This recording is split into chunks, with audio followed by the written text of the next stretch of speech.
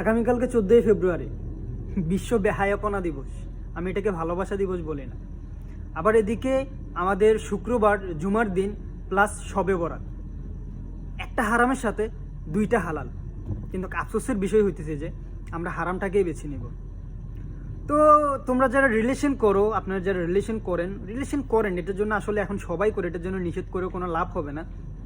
কিন্তু একটা কথা মাথায় রাখবেন, এই যে 14ই ফেব্রুয়ারি আপনাকে যে ভালোবাসার নাম দিয়ে আপনার গায়ে যে স্পর্শ করতে চাইবে, নোংরাভাবে কথা বলবে, সে কখনোই আপনাকে ভালোবাসে না। কারণ যে আপনাকে সত্যিকারে ভালোবাসে সে কখনোই আপনাকে খারাপভাবে স্পর্শ করতে চাইবে না। খারাপভাবে কেন, ভালোভাবে আপনাকে স্পর্শ করতে চাইবে না।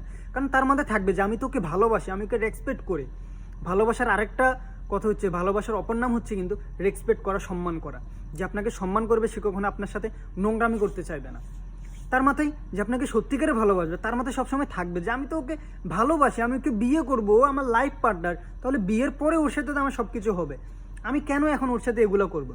আর যে আপনার সাথে টাইম পাস করতেছে সে আপনাকে ইউজ করতে চাইবে, সে আপনার সাথে নোংরামি করতে চাইবে।